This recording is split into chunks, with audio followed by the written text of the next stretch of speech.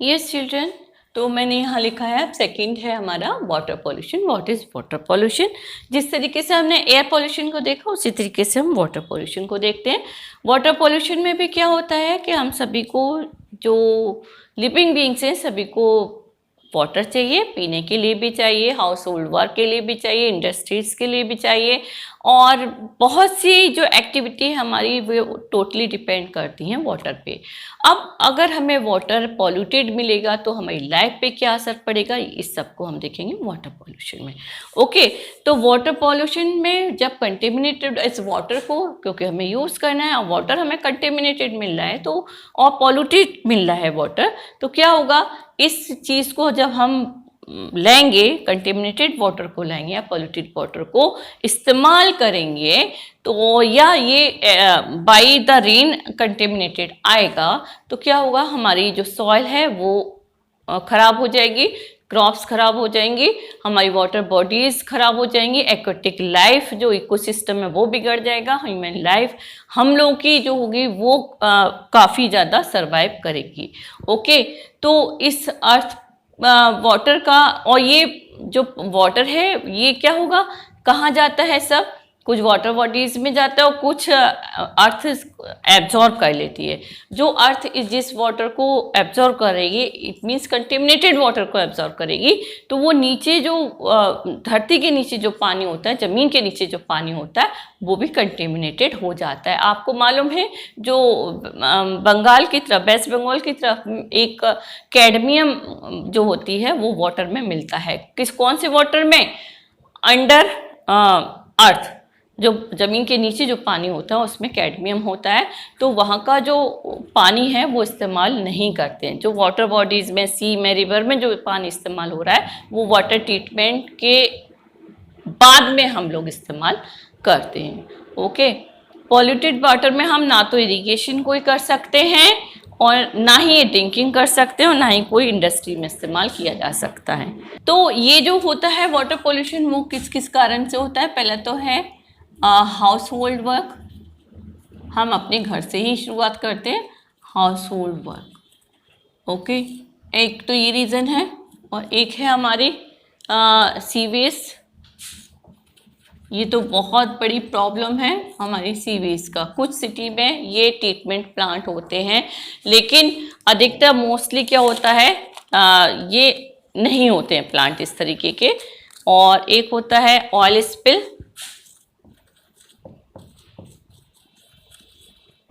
Oil spill होता है, और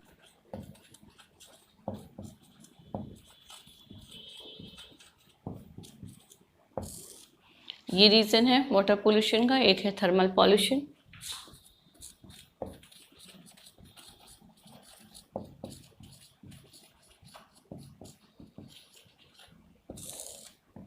तो ये सब चीज़ें आएंगी इसमें। ओके, तो अब हम देखते हैं, सबसे पहले वन बाई वन लेंगे हम एक एक चीज़ को, कि पहले तो हमारा है house hold detergent. House hold detergent में वही कि हम लोग क्या करते हैं, घरों में अपने इस्तेमाल करते हैं, डिटर्जेंट इस्तेमाल कर रहे हैं, और वॉशिंग क्लोथ्स करना है, यूटेंसिल है, और ये मॉपिंग है, ये सब चीज़ें क्या हैं, किसके लिए पानी की ज़रूरत पड़ती है। और इस जो गंदे पानी को हम लोग फेंक देते हैं, अब वो फेंकने में कहाँ जाएगा, वो सीवेज में जाएगा।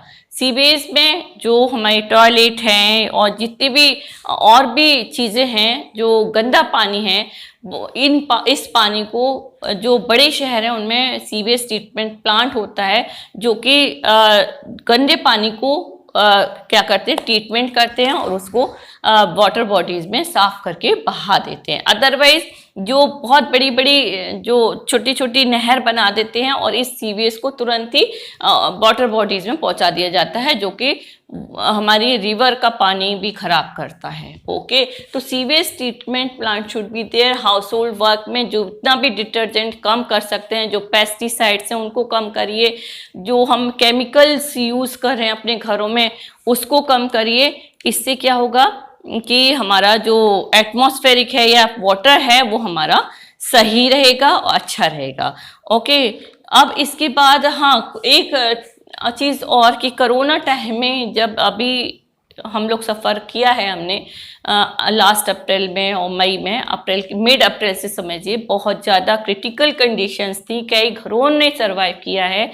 तो उस टाइम में क्या होता था, जब लोग कोरोना से मर रहे थे, काफ़ी पेशेंट को जो उनके घर वाले थे उन्होंने क्या किया, ऐसे ही डायरेक्ट वाटर बॉडीज़ में बहा दिया। उससे क्या होगा, हालांकि कोरोना वाटर से नहीं फैलता है, कंटेमिनेटेड वाटर से भी नहीं फैलता है, ये जो वायरस है वाटर से नहीं फैलता है, उसे एक स्किन चाहिए या एक बॉडी चाहिए एक, तो वाटर से नहीं होता। लेकिन फिर भी इतनी जब जो कोरोना वाली बॉडीज़, कोरोना पेशेंट की बॉडीज़ जब उसमें बहा दी जाएंगी तो एक ना एक लिमिट जब क्रॉस हो जाएगी तो वाटर कंटेमिनेट हो जाएगा। वो वाटर ना तो हमारे पीने के लायक रहेगा, और जो हमारे जो ट्रीटमेंट होते हैं, ट्रीटमेंट के बाद जो घरों में पानी आता है वो पानी भी गंदा होने लगेगा।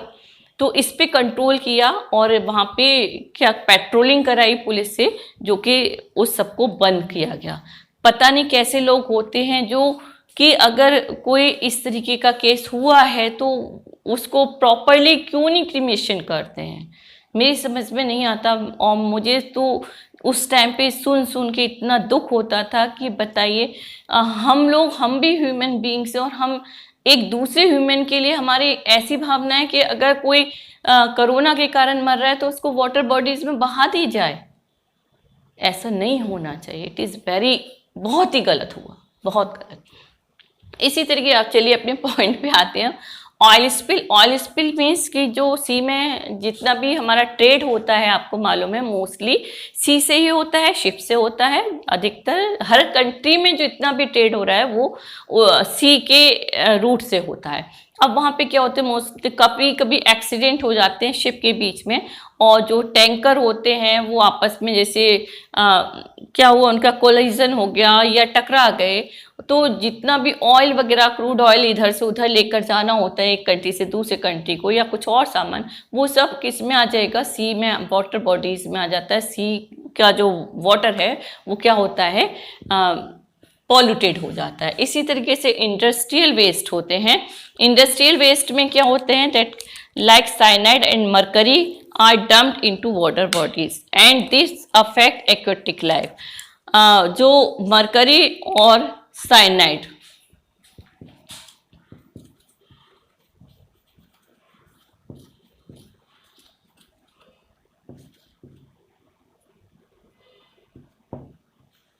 Mercury and cyanide, mercury and cyanide जो होते हैं इंडस्ट्रियल वेस्ट से निकलते हैं मेनली, और ये क्या होते हैं, उसमें डंप्ड करा दिए जाते हैं वाटर बॉडीज़ में। और वाटर बॉडीज़ में जो एक्वेटिक एनिमल्स हैं, जो फिशेस हैं, वो क्या होती हैं, वो उसको कंज्यूम करेंगी उसी कंटेमिनेटेड वाटर को, और जब उस फिश को जब कोई ह्यूमन बींग्स खाएंगे तो वो उनके थ्रू उसमें पहुंच जाएगा, उनकी बॉडी में, किसमें, ह्यूमन बींग्स में, तो वो उसकी लाइफ को भी क्या करेगी, खराब करेगी। लाइफ के बॉडी में कई सारे डिसीज पैदा हो जाते हैं।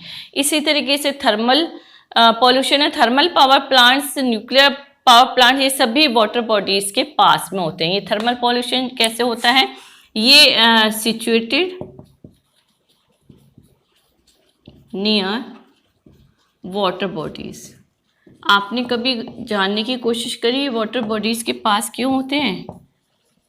थर्मल पावर प्लांट्स ये वाटर बॉडीज के पास इसलिए होते हैं क्योंकि जब इनमें एनर्जी को क्रिएट किया जाता है, थर्मल पावर में क्या होता है, एटम्स का कोलिजन होता है, और जब इसको एनर्जी को प्रोड्यूस कराया जाता है तो वाटर बॉडी जो पास में होती हैं उसमें इसका जो पानी एक टेम्परेचर पे जाके काफ़ी गर्म पानी हो जाता है, उस गर्म पानी को वाटर बॉडीज़ में बहा दिया जाता है, और वाटर बॉडीज़ का फ्रेश वाटर को फिर से इन प्लांट्स के अंदर सप्लाई किया जाता है। इससे क्या होगा कि ये हमारा वाटर जो होता है वो पॉल्यूटेड हो जाता है।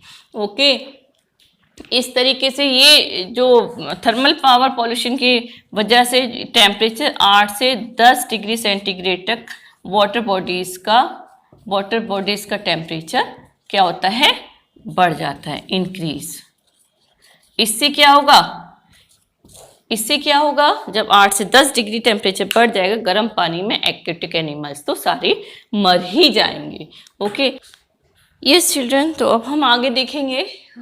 Third one is soil pollution. जैसा मैंने यहाँ पे लिखा है, इरोजन एंड ओवर यूज, मतलब कि सॉइल, जो कि इस सॉइल से हमें क्रॉप्स मिलती हैं, फूड मिलता है, जो भी आप बर्गर खाते हैं, पिज़्ज़ा खाते हैं, ब्रेड खाते हैं, रोटी खाते हैं, दाल खाते हैं, वेजिटेबल खाते हैं, that's all about we get from the soil, इस सॉइल से मिलती है। तो जब सॉइल में रिडक्शन प्रोडक्टिविटी में हो जाएगा, किस कारण से, इरोजन एंड ओवर यूज, मतलब कि एक क्रॉप हो गई फिर दूसरी लगा दी, फिर तीसरी, दूसरी हो गई तो तीसरी लगा दी, again and again we use to use this soil. किस लिए यूज कर रहे हैं, टू ग्रो द क्रॉप्स। और ये नहीं देख रहे कि लगातार हम जब क्रॉप ग्रो कर रहे हैं उस पर, तो सॉइल में, सॉइल को भी तो कुछ चाहिए, कुछ हमें ऑर्गेनिक सब्सटेंस उसमें डालने ही पड़ेंगे टू उसको फर्टाइल करने के लिए सॉइल को। इसी तरीके से और इसका है, सॉइल पॉल्यूशन का कारण क्या है, एडिशन ऑफ अनडिजायरेबल सब्सटेंस। कुछ अनडिजायरेबल सब्सटेंसेस को हम अगर इसमें सॉइल में डाल दें तो ये हमारी सॉइल क्रॉप के लिए भी नहीं, क्रॉप के लिए भी एबल नहीं होगी ग्रो करने के लिए, और क्या होगा, जो भी क्रॉप इसमें होंगी वो क्या होंगी, कंटेमिनेटेड होंगी और हमें पता नहीं लगेगा, हम उसको क्या करेंगे, कंज्यूम करेंगे और हमारे बॉडी में जब जाएगी तो डिसीज क्रिएट करेगी। ओके, तो एग्जाम्पल है industrial wastage, urban wastage, chemical fertiliser, pesticide, biomedical wastage. सबसे पहले हम लेंगे इंडस्ट्रियल वेस्टेज। इंडस्ट्रियल वेस्टेज के कारण ये हमें कैसे सॉइल पॉल्यूशन होता है। इरोजन, आप जानते हैं कि यहाँ पे वर्ड आया है इरोजन।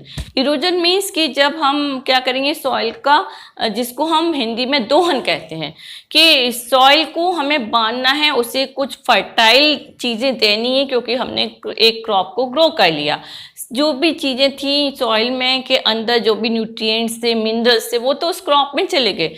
अब जब दूसरी क्रॉप को हम ग्रो करेंगे तो हमें कुछ चीज़ें सॉइल में डालनी पड़ेंगी जिससे कि सॉइल फर्टाइल हो सके। इरोजन में कि हम डिफॉरेस्टेशन करते चले जा रहे हैं, पेड़ों को काटते चले जा रहे हैं और प्लांटिंग नहीं कर रहे हैं पौधों की या ट्रीज की, तो क्या होगा, सॉइल इरोजन है। It is a kind of soil erosion. वो जो ज़मीन है वो क्या होगी, वो खराब होती जाएगी। ओके, तो इंडस्ट्रियल वेस्ट की मैं बात कर रही थी, तो इंडस्ट्रियल वेस्ट पे क्या होते हैं, by product of industrial like है fly ash, metallic ash and waste chemical from industries.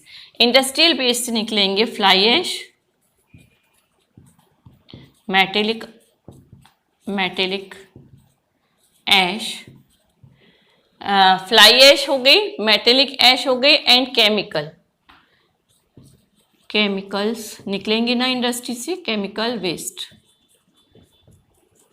Wastage. ये जो सब चीज़ें निकलती हैं किससे, इंडस्ट्री से, वो सब कहाँ डंप करा दी जाती हैं, एक सॉइल में डंप करा दी जाती हैं, और जिससे सॉइल में ये सब चीज़ें क्या होंगी, ये मिक्सअप नहीं होंगे और दे कर देंगे, दे मेक द सॉइल